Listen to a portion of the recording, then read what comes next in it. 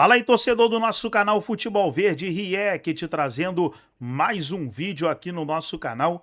E nesse vídeo pra gente falar aí do Palmeiras, que encerrou a preparação para a partida desta quarta-feira contra o Cerro Porteño, lá no Paraguai. É a partida de volta da Taça Libertadores da América, na ida 1-1 no Nubank Park, e agora o Palmeiras precisa vencer fora de casa para garantir a vaga aí nas quartas de final da competição. Vamos trazer o Nicolete aí com as informações do Palmeiras de hoje e vamos compartilhar aqui no nosso canal para a gente reagir, mas antes quero convidar você que ainda não é inscrito aqui no nosso canal, se inscreva, ativa o sininho das notificações para você não perder nada. Tudo do Palmeiras, tudo do Verdão você encontra aqui no nosso canal Futebol Verde React. Vamos aí para o vídeo, fica até o final do vídeo. No final do vídeo eu trago os jogos que acontecem no dia de hoje. Informações é Vinícius Nicolete. Nicolete, seja bem-vindo ao Sport Center. Bom dia. Boa tarde, gente. Desculpa. Tudo bem, Natasha? Boa tarde para você, para os companheiros, fãs de esportes. Falamos aqui da área comercial de Assunção, mas a gente previa essa entrada do estádio Nova Oia, que é o estádio do Cerro Porteño, só que nesse momento o Cerro Porteño está treinando no estádio. O técnico Ariel Holan fez questão de fazer esse treinamento porque ele está treinando cobranças de pênaltis. O primeiro jogo acabou empatado 1-1, se acabar empatado novamente, vai para as cobranças de pênalti, e ele quis treinar no seu estádio para sentir ali a referência e também treinar com as características. Ele falou sobre isso do goleiro adversário, que é o Carlos Miguel, tem 2,4 metros de altura, um goleiro alto e grande envergadura. Então o Cerro se preparando para essa situação, o Cerro que leva esse confronto contra o Palmeiras como o jogo do ano, porque o Cerro não se classifica para as quartas de final da Libertadores desde 2019. Em 2011 chegou à semifinal, 2019 às quartas, e desde então não avança a essa fase. Então, tratando como o jogo do ano, poupou todos os jogadores pensando no Palmeiras. Vai ter um desfalque em relação ao primeiro jogo, já não tem o Pires da Mota, o Matias Pereira, Matias Pérez, dois jogadores que não atuaram no primeiro jogo, e o Domingos Cecílio, que é um dos principais jogadores do Cerro, atacante, jogador ali de meio campo, fazendo essa transição meio campo-ataque. Ele se machucou na primeira partida, tá fora do confronto contra o Palmeiras. Então o Palmeiras vai enfrentar muita pressão por aqui, todos os ingressos vendidos, e a equipe alviverde treinando hoje em São Paulo, chega aqui em Assunção 5h30 da tarde. E chega com 2 desfalques importantes, sem o Andréas Pereira, que foi expulso no primeiro jogo, e o Sosa. O Ramon Sosa entrou no segundo tempo da partida contra o Fluminense. Ele entrou no intervalo, se machucou durante a partida, uma contusão muscular, também está fora desse jogo. O Palmeiras tem 2 retornos importantes na defesa. O Alexander Barbosa, que foi preservado da partida contra o Fluminense com dores no pé, um trauma que ele sofreu já há uns 15 dias. Jogo mais tranquilo, ele fica fora, como foi o jogo contra o Fluminense, descansou pensando na Libertadores. E tem também a volta do Kelvin. Então o técnico aí, Abel Ferreira, tem uma possibilidade a mais de armar a equipe, voltar com o esquema com 3 zagueiros, ou manter o esquema que ele entrou contra o Fluminense, com 4 jogadores atrás, 4 no meio e 2 atacantes. O Lucas Evangelista é o favorito para assumir a vaga do Andréas Pereira no meio campo. Vamos ouvir então o que falou o Maurício sobre esse confronto contra o Cerro Porteño. A equipe paraguaia então levando como o jogo do ano, mas também importantíssimo para o Palmeiras, que tenta avançar de fase na Libertadores. Sim, a gente sabe que nos últimos 4 jogos a gente não tem ido bem, não tem ganhado nenhum jogo, então a gente sabe da importância que é esse jogo, por se tratar também de uma oitava de final, e sempre do próximo jogo é o jogo da nossa vida, é uma final pra gente, então a gente tem que lidar como se fosse esse tipo de jogo para sair de lá com a vitória e a classificação. Sim, a gente sabe que é uma equipe muito qualificada, a gente já enfrentou eles 3 vezes nessa temporada, então a gente sabe muito bem como eles marcam ali em marcação individual, então a gente tem que estar bem atento com isso e buscar fazer o nosso jogo para sair com a classificação.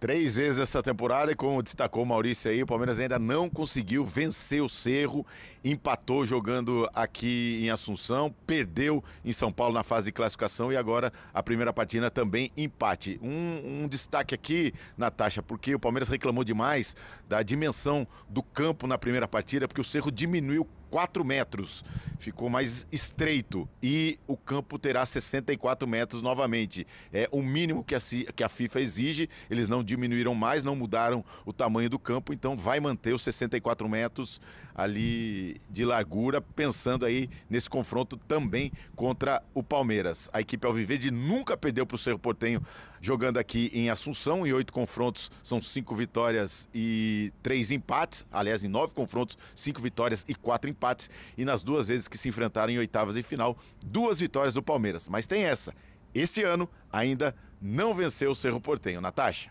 Porque essa é a normalidade. Daqui a pouco a gente vai falar muito de Conmebol Libertadores, dos jogos das oitavas de final, quem é que chega com vantagem ou não, mas temos uma tela com a sequência dos jogos do Campeonato Brasileiro de Palmeiras e Flamengo. E tem a vida mais difícil aí nos próximos jogos. O Palmeiras tem Vasco em casa, Mirassol fora, Botafogo fora, São Paulo em casa e Grêmio fora. O Flamengo, Cruzeiro fora, Botafogo em casa, Remo fora, Corinthians em casa, Bragantino em casa. Olhando aí os próximos 5 jogos, Donk, quem que tem a vida mais difícil? E em algum momento neste campeonato, você conseguia cravar com tranquilidade que o Palmeiras jogava um futebol melhor do que o Flamengo, da maneira como olhamos hoje para esse Flamengo e falamos que o Flamengo joga melhor do que o Palmeiras? Eu acho que a partir do momento que abriu a vantagem da forma como foi, com a imposição no confronto direto, eu acho que dava pra falar que o Palmeiras era superior naquele momento. Só que, de fato, agora o cenário é bem diferente. Acho que você teve essas mudanças ao longo do campeonato e, de fato, chama muita atenção quando o André estava falando, né, de um time como o Palmeiras abre 8 pontos em meio a esse cenário com o Flamengo. Então, eu acho que isso acaba sendo muito chamativo naquele momento e agora essa diferença também acaba alertando. Eu tenho certa dificuldade em apontar a sequência mais pesada, até porque a gente vai ter algumas coisas que podem ser impactadas pelo que acontece com as equipes nas competições continentais. Sim, sim. Então você pode falar de equipes que possam vir a ser eliminadas ou não, em luta contra rebaixamento. Por exemplo, o Cruzeiro e Flamengo já é, para mim, o jogo mais pesado de todos os possíveis, ainda mais considerando que um dos dois vai ter sido eliminado pelo outro. Então, esse jogo, para mim, é disparado mais pesado. Até tenho a impressão que os demais jogos do Palmeiras não sejam tão difíceis. Sim. Mas esse Cruzeiro fora logo de cara me dá muita dúvida em pontuar essa sequência de 5 jogos. Eu tô com um Donk, André, porque eu acho que, no geral... o Flamengo, você olha a coluna do Palmeiras, entre aspas, seria favorito contra os 5, embora tenha 3 jogos fora de casa e o Flamengo tenha 3 em casa.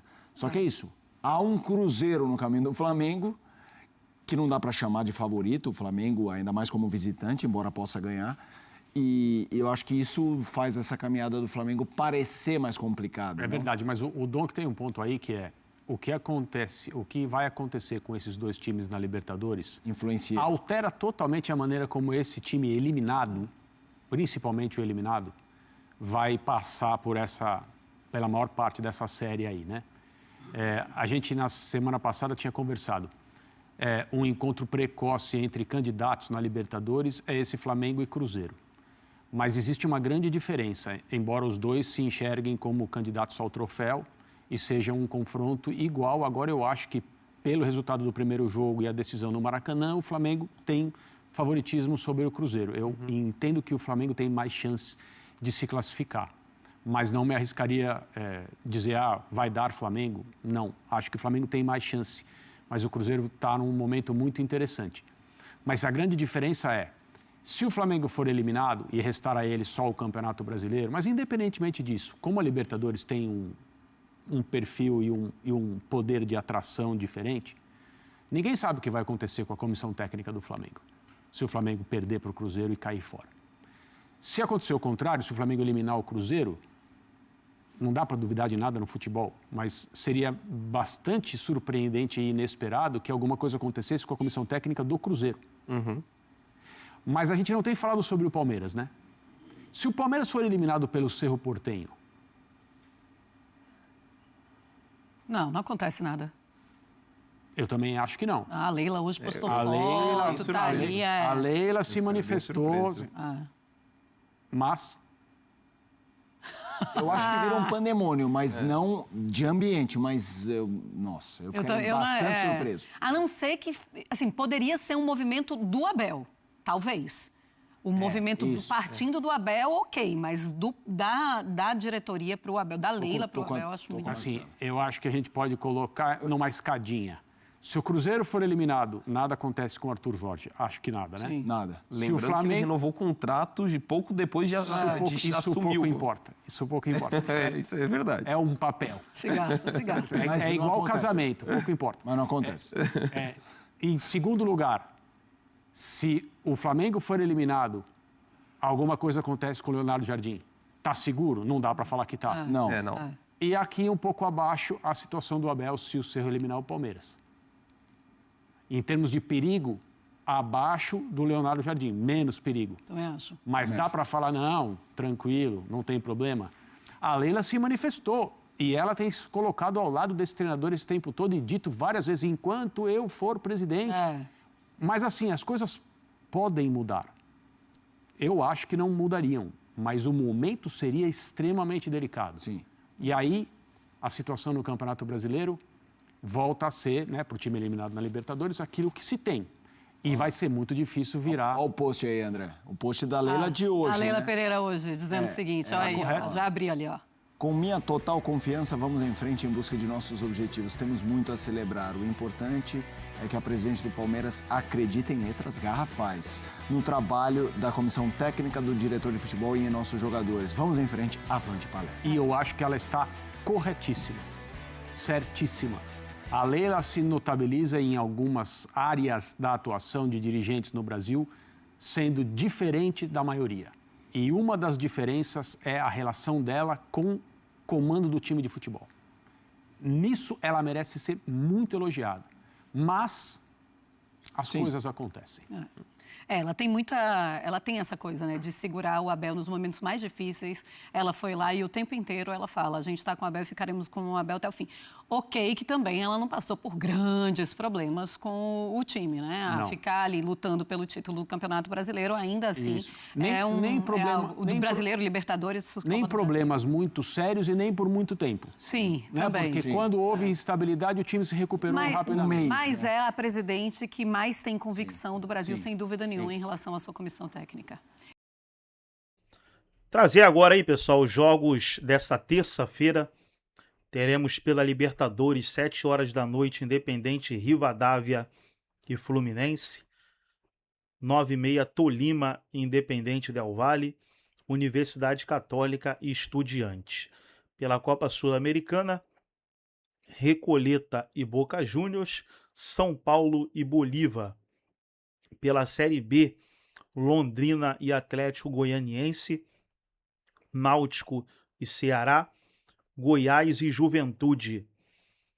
Aí teremos Copa Paulista, Cearense Série C, Copa Sergipe, Capixaba Série B, Acreano Série B.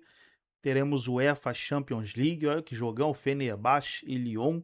Teremos hoje também Copa Argentina, Deportivo Riestra e Ginásia La Plata, Banfield e Midland. Então tá aí, os principais jogos de hoje, dessa terça-feira. Gostou do vídeo? Deixa o like, se inscreva no canal, ativa o sininho das notificações. Forte abraço a todos e até o nosso próximo vídeo aqui no nosso canal.